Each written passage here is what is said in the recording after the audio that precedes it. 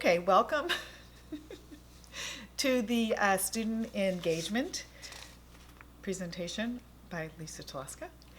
And I'm just going to go through some of the things that I do on the first day of class and different things throughout the semester that I found helpful to get students to be excited about being in the classroom, to face challenges and to overcome them, and just some things I've learned over the years. So I just thought I'd share it with you. And you can access the little list that I'm mentioning through the attachment, whatever, file thing. Okay, so the first day of class is always an important day to set the mood and the tone of the class. And we start by introducing ourselves, and myself included. And I just put on the board, state your name, your favorite fast food restaurant, an interesting thing you've read recently, and your dream for the future, and finally, you never guess this about me, but. And so each student has a chance to share that, and that kind of starts a conversation with me and the student, and the other students listen, and they find out interesting things. A student might say, oh, I really like Lord of the Rings, and another student will say, oh, I do too, and they'll kind of just start talking across the classroom about it. Or if it's a book I've never heard of, I'll ask, what's it about? And the student will start explaining it. And so you'll notice when you do this that the kind of students interact in a very casual way on the first 10 minutes of the class. And then the part about the you never guess it's about me, but that's kind of fun because students reveal kind of things that they wouldn't necessarily tell each other. For example, I will tell them that I've been on 2 game shows and have won $20,000.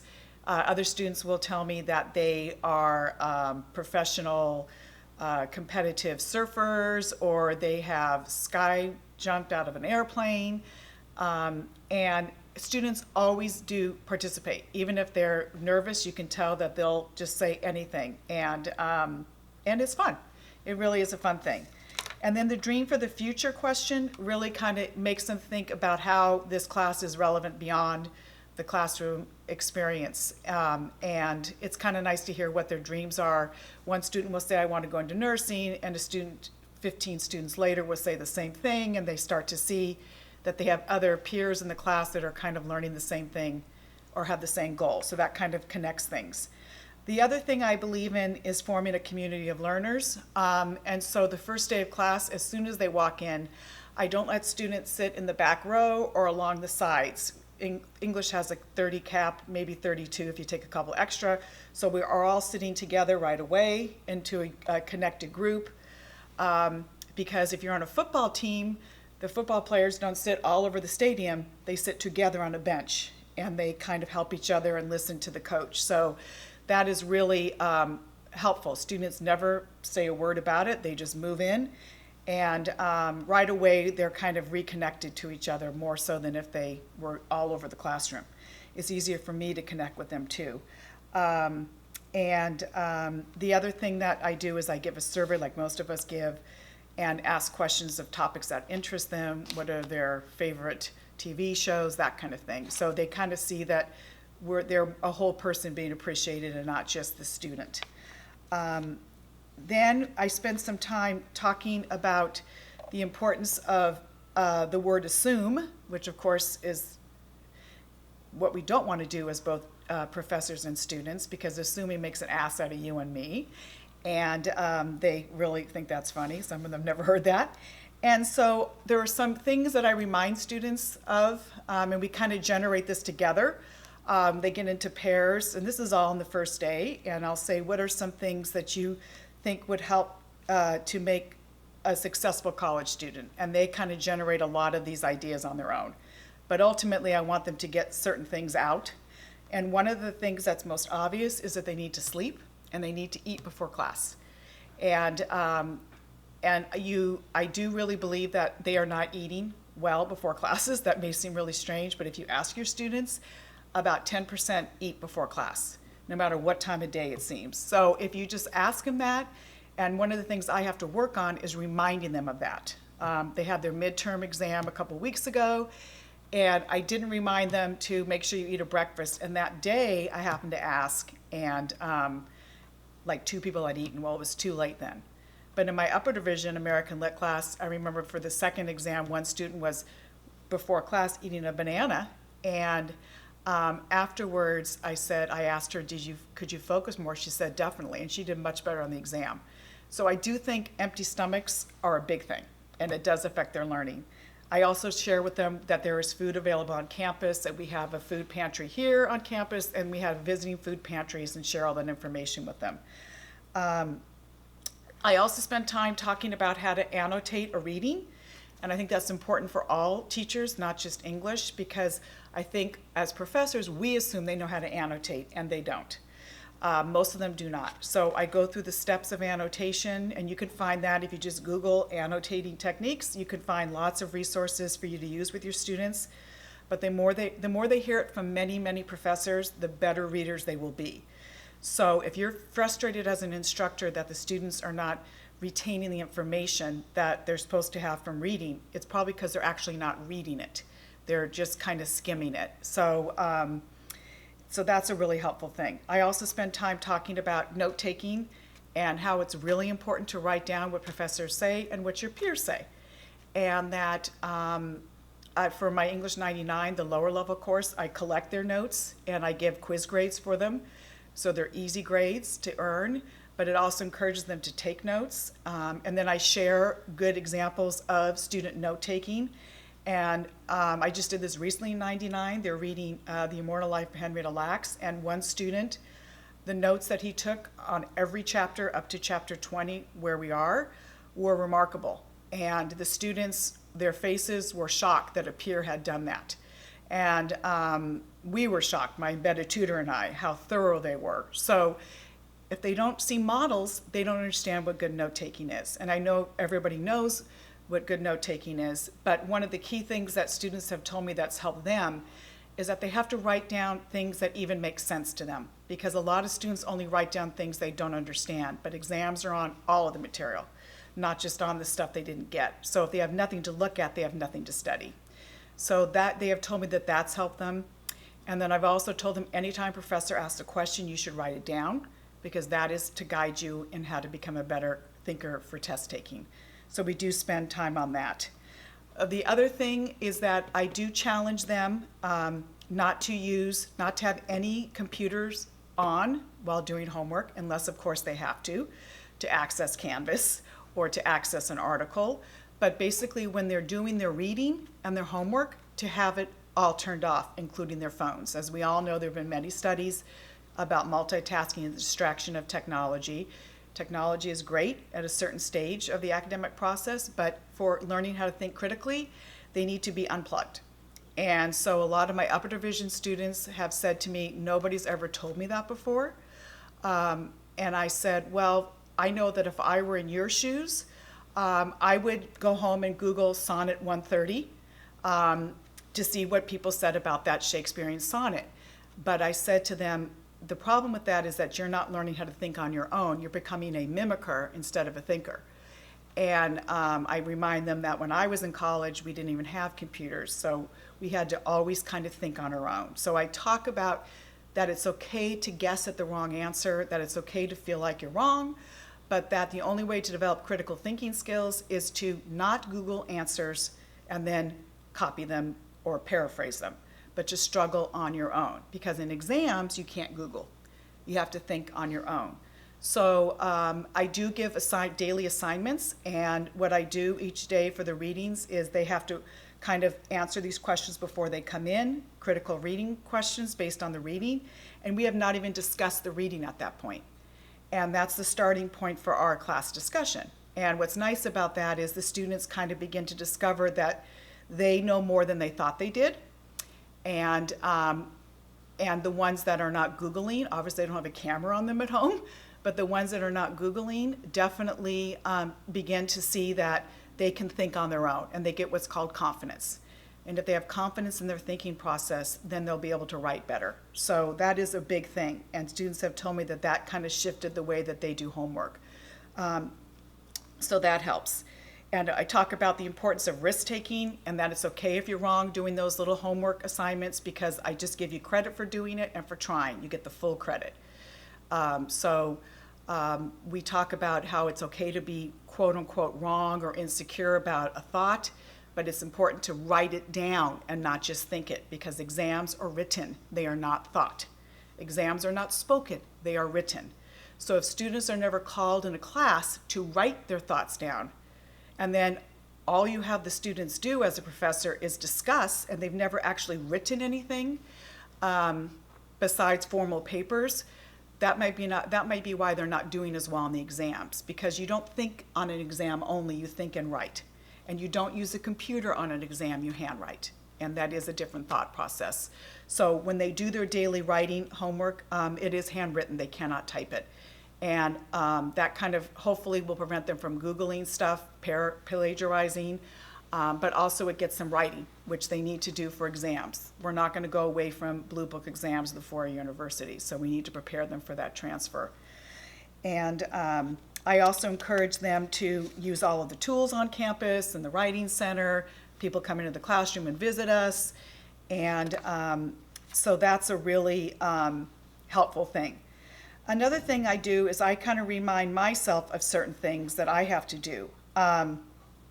And one of the things that I kind of have a checklist of things I try to get through with the beginning of the semester to lay the foundation, certain kind of philosophies I have that hopefully lower the anxiety level of students. For example, one thing is I relabel A, B, C, D, and F. And I say an A is for awesome, a B is for better, great, a C is for come on, you can do better, a D is for do it again, and an F is for figure it out. So it's not a failure, because they're not failures if they're not doing well, if they haven't figured out what they're supposed to do, whether it's how to study, whether it's time management, or whether it's the assignment. So once I kind of define what the letter grades mean, I notice that students are not so afraid of getting the D and the F. They don't freak out as much. They know that it's just part of the process of learning. We all know about the mindset, discussion, and we want them to be able to be, in the way that they do their learning and not be set in that fixed mindset. The other thing is, of course, varying classroom activities. I know all of us try to do that. I'm not a big person doing major group work. I believe in paired activities, and I also have a lot of them do the prep at home before they come in. So for example, they were asked to look at a chapter in a book that we were reading, and each student was given a chapter, and they had another student doing the same chapter, and they had to do the prep work on their own. They came in today, and they got together in pairs, and they contrasted what they had, and they came up with a connection together, and they're going to work on that on a Google Doc or at home. I wouldn't give up a whole hour and a half of a class for them to do what they could do on their own. To have them do stuff at home for half an hour, then they come in and then use your time for connection. Because I find that students feel more engaged if they know that every second of their class is used effectively. So that's something that really works for me. And I also think it's important that I like to remind myself to make sure that I thank them a lot, because I believe that showing gratitude as a professor kind of gives that over to the students. And we kind of talk about, we always want to do things for people who are thankful for what we do for them. And so I have students when I'm passing out handouts, because I don't have to Xerox things. I could put it on Canvas, and I make an effort to Xerox some stuff, and I put 3 holes in it. And inevitably, they're always like, thank you, thank you, thank you. And then I'll say thank you to students, thank you, Susie, for sharing that sample. I have students, when we correct a quiz together, we correct quizzes in class. For example, we'll do a reading quiz, and I'll ask for the answer from the reading. They take out a red pen to correct it in class. All the other pens have to be off the desk, so I kind of walk around to make sure. No clicky pens, because you can go to blue and red. And I'll say, what was the answer number 1? And the students open up their book and they find the page number. That's the support of that, even though they didn't use the book on the quiz. And it's amazing how they can find answers very quickly. And what the students who don't read well see is that students in the class are reading carefully, because they take 2 seconds to find an answer over a 50-page reading. They can spot it right away. So having them kind of be part of that process, I thank them for that. I'll say, good job. Thank you, Ricardo. Thank you for sharing that.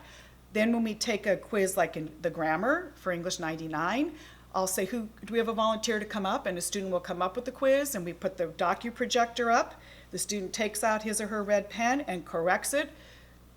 And that takes a lot of courage, because if they don't do well, they might get, we don't do the score, but everybody can see they're missing quite a bit. Or they do really well and they feel proud of themselves. But again, I make the point of thanking them, and I make the point of the students recognizing that the risk-taking that was happening. So gratitude, I think, is important both ways. That creates that learning community. And also, when we correct papers as English faculty, I know most of my colleagues spend many hours giving assessment that's meaningful. One of the things I'll share on Canvas is, or with you all in the documents, is an essay correction code I use. And so what I have is, I'll just write, and you could cater it to your own discipline, but I'll write, for example, 20 sentences out. One might be the quotation analysis at the beginning, which is good, but you need to do this. Or number 16, you do not do any analysis of the evidence. So what they see in the margins or on top of parts of the sentences are these numbers. And then they take the correction code and they go, oh, that's my problem. Number 18 means this, number 22 means this. Because sometimes when they just get feedback that just is a fragment or a word, it doesn't help them. So if the instructor spends a little bit of time doing a correction code with full sentences, it saves the instructor, professor, a lot of time, but it's more meaningful feedback. And then the students can then write out exactly what the errors were. But I know that my students definitely know what the problem is. They are never confused as to what the area of weakness is. And I'm happy to help anybody, kind of do that correction code, because I've helped other colleagues from other departments do that, or to form a rubric for the grading assignment. But that does help to engage the students, because they know what they've done correctly and what they need to improve on. And that helps them to keep trying. So I'm happy to help anybody do that. And one of the things I did before I presented this to the faculty a few weeks ago is I asked my 99 students, they got into pairs, and we were talking about how to reduce the education gap in a book we're studying, Henrietta Lacks. Anyway, reducing the education gap means that the learner has to do certain things to get the information, and so does the teacher or the person with the knowledge. So we talked about what it is to be engaged as a learner. And the students came up with these words, and I'm just going to share some of them. This was from them. An engaged learner is intrigued, passionate, active, in sync. And I thought that was interesting. And we talked about what that meant. They're in sync with the class. They know what's going on. They know where that idea came from. They're inquisitive, the engaged learner, open-minded, connected, goal-orientated, dependable. We talked about that, because if we have two people doing the homework and the other's not, it's hard to have an engaged classroom, that we depend on each other for the information. We shouldn't have 3 students carrying the weight of the class. That they're assertive, one student said, that you have to be willing to ask questions. You have to be able to say, I don't understand. They said that they're collaborative, that they work together, that they're diligent, and that they're persistent. Now, I'm going to be honest. These words didn't necessarily come out of their mouths. Most of them came out of their mouths originally.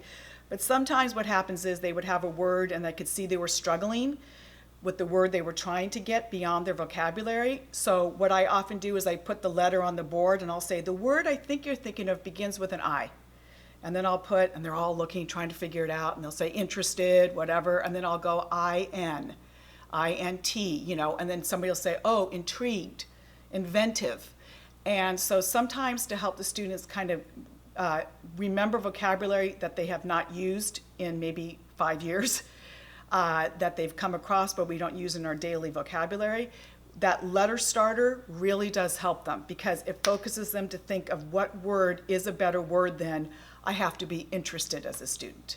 There are other I words we can think of, so that helps too. But the biggest thing is to have fun. That's what I feel. If there's enjoyment in the side of the instructor, then the students enjoy coming and they are willing to, I think, take the risk you need to learn. So I hope this helps. And if you have any questions, please feel free to email me or stop by, and I'd be happy to help you form a rubric, a correction code, or anything. And I'd love to hear your ideas too. Okay, have a good day. Bye-bye.